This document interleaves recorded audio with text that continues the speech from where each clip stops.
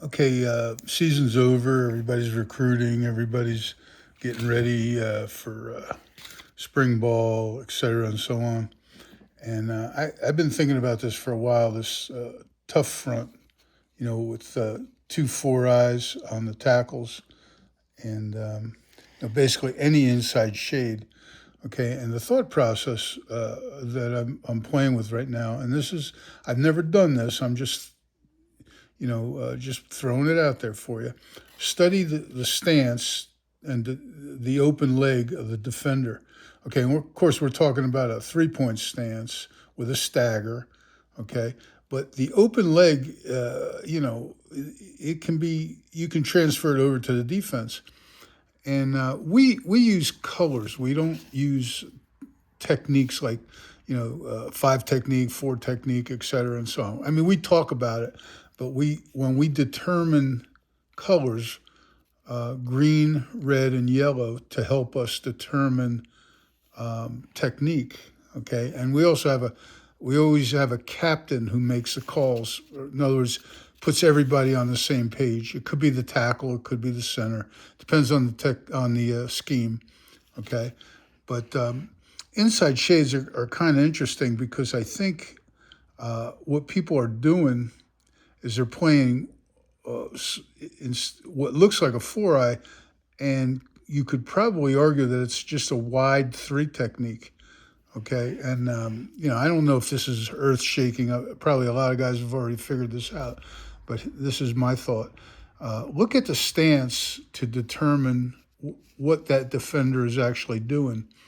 Okay, so if he has his inside leg back, okay, I think he's playing the B gap. Okay, and this is inside leg, outside leg, 3 point stance. I didn't draw his hand, and his open leg lets him spike very easily and go forward very easily. But it's hard for him to move this way to the closed leg. Okay, he might change his stance. It's not saying that they won't do it. I'm just saying it's harder for him to do it, and it's kind of interesting. And what he's doing when he takes one step, he's braced. Okay, that foot's up and this foot's back to fight the guard like a three technique. Okay, when he's got the stagger the other way, okay, he's braced to fight the tackle. He takes a step. He's you try to wash this guy out, and he's just going to block you. Okay, our concept is lower the shoulder and try and get under him and take him if he wants to ride you or if he steps in front of you. Okay, which is unlikely with this stagger. Okay, but don't let him change your course. Don't let him change you. All right. So looking at this, just technique wise or alignment wise, they look the same, but I don't think they are the same. Okay. And I think a guy that's playing with an outside stagger, he's got a pretty good threat to the outside. He's a two gap. He's a four technique. But that's not really what we're talking about necessarily here. Okay. What we're saying is when you have a guy who's got an inside leg stagger, treat him like a three technique. Green light, red light. Okay, even though his alignment says to this guy yellow light. Okay, so what you want to do is step and come back and stuff him and help this guy cover. Of course, you're going to step in case there's a spike or anything attacking your gap. Okay, and that's a three technique. We're going to treat him like a three technique because he's got that inside stagger. Okay, if he's a four technique or a four eye, what we're going to do is treat him like yellow. We're going to hammer. He's going to be the red light guy. We're going to hammer. Okay, we're going to step, roll the shoulder, don't let him block us, and we're going to come back and grab him.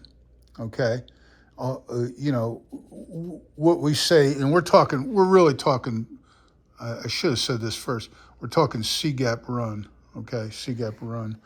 Okay, you're going to take and grab him and tear him, and this guy's going to hammer and knock him over and make that linebacker come to him. Okay, and again, it's the stance that tells us what to do. All right, now I'm going to take it. If we're veer blocking, okay, no matter what the technique is, we know that we don't want to block this man. We want to block the gap and whoever shows. But if it's a 3 technique and he's stepping with the inside foot, there's a good chance you're going to wash him out, okay? If he's stepping with the inside foot up, he's going to have a hard time resisting the tackle. And if that guy rolls his shoulder down and just balloon, he might drag him with him. And what I would say, I'd coach these guys and I'd say, hey, look, when this guy takes a step, okay, he's no longer braced to fight you. If you can take that outside hand and drag him down and define him with a veer block, that would help us tremendously. And I would say that if the tackle is the captain on this thing, okay, and it's normally the center, but if you made the tackle the captain, you could slow this guard down a little bit and slow that center down. Okay, normally the center would say, hey, I want a double team here. But if we got that, whatever you want to call it, okay, if we got a green call, say, from the tackle, it means, hey, slow your shit down. He's green, you must be red, you're yellow, okay? And slow it down, and maybe you can rewind and help grab this guy and drag him. But the first thing you got to do, of course, is establish that. But what we're saying is if we have a 3 technique, we would normally double team that guy, okay? And if he's playing like this, let's treat him like a 3 technique, okay? Now, if it's a 4-eye, when he goes to step, okay, he's in pretty good shape, okay? He's in pretty good shape to brace. When he goes to step with the outside foot, he's in pretty good shape to brace against the tackle. So just lower that shoulder and try and get past him, okay? He might come with you, he might not, okay? But now go with the odd call. Live with it, okay? And think release, okay? Go with the call and think release, okay? And the key to all this stuff is to hit that man before he gets his second step in. Now, to me, if this guy's taking 1-2 steps, you can catch him in the air before he moves that foot. So in other words, he takes his foot first and moves it. You can catch him in the air before he takes that second step. If you catch him on 1 foot, you're going to give him a ride. Okay, you're going to give that guy a ride. Same thing here. He takes a step. Don't let him take that step before you're making contact with him. So it's all the timing. Some people call it strike timing. I'm just going to say it's a distance. Distance timing. Okay. Well, anyway, just to take that a little bit further. Okay, we made it a little bit bigger. We know that in order to make torque, okay, you've got to have both feet grounded, okay? 1 foot, in other words, when you're running off the ball, you can't add a torque force. You got to get both feet rooted to add a torque force, okay? And that would go the same with this guy.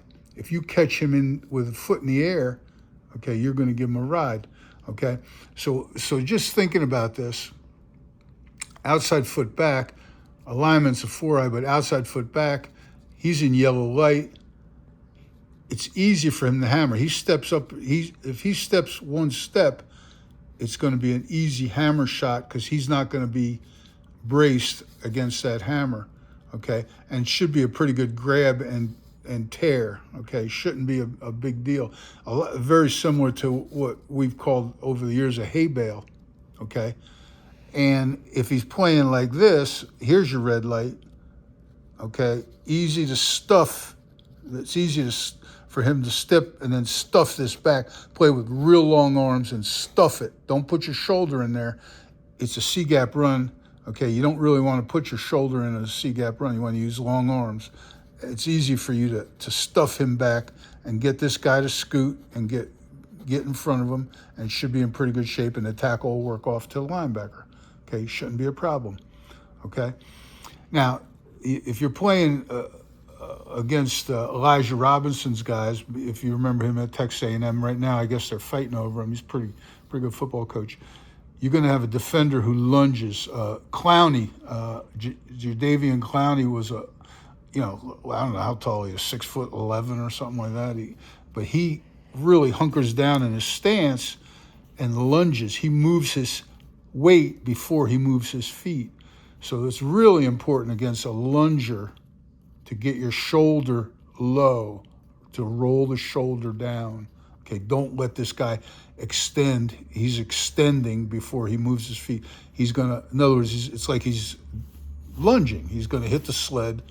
Okay, sled hitters, whatever you want to call them, they're gonna extend their hips before they move their feet. Okay, make sure that you don't get hit in the chest. Okay, you're gonna have a problem if you get hit in the chest. Okay, the steppers, they can change direction pretty good. Now, if you're looking at this like a center, okay, and you've got a guy that's really got an outside stagger, okay, you're thinking red. If you go to try to scoot, you're going to wind up hammering him anyway. But if you're an Apache, you're going to try an Apache because it's C gap run. Okay, you're going to try an Apache. You can't get it. You're going to transition very quickly into a hammer. Now you're in the stovepipe. So now you're working up to the point backer, and you're going to you know, take your time in case there's a twist. Okay, because you've just become red light. Okay, outside stagger. Okay, red light. If you're doing this and you got an inside stagger, he's really a nose guard. I don't care where he's lined up. He's a nose guard. Think green, okay? Apache, all right? Apache. He can spike. He can take a long spike, okay? And you're going to very easily Apache him, okay? You're going to very easily Apache him. The guard is thinking, if this is green, he's thinking red. If this is outside stacker, he's thinking yellow, he's going to wind up with that guy. Okay. The only problem is I don't like these tandems, but chances are if that guy has an outside stagger, he's not going to hit that gap. Nobody's going to hit that gap but him. All right. And you have to study it. Same thing with a 7. Okay. You have an inside stagger. He can long stick. He can go this way. He's got the open leg here, and he can go straight ahead or he can go in. If he's got an outside stagger, he's a 6 technique, okay, or a 2 gapper, all right? And he can make a lot of force here. He can make a lot of force here. He can make a lot of force here. He can make a lot of force here. Hard for him to get going anywhere here with an outside stagger, okay? And that's pretty much, you know, I'm not saying I ever did it, because I didn't. Okay, we would talk about defensive stances. Okay, but if I was we didn't see a lot of this stuff, and now I think you're seeing it quite a bit. Now, who knows what the flavor of the month is coming into the season? Okay, I noticed a lot more 4-down looks, a lot less odd spacing. Okay, and this isn't nothing new. Jerry Azanaro was doing this when we were at the University of Massachusetts. He would run the 46 front, a nose and 2 3s, and then he called that 53, and if he wanted them to move out, he'd call it 54. So both guys would move out to 4 eyes. Okay, I've never done this. I've never studied the stance. Okay, but if I had a crew, I think I'd look into it, especially with the C gap and the veer. Okay, the veer idea. Okay, so much veer stuff. You know, you go one game and you're washing this guy out. You go to the next game and he's blocking the shit out of you, and you can't figure out what the difference is. Maybe it's the stance. Okay, all right. That's what I got for you today.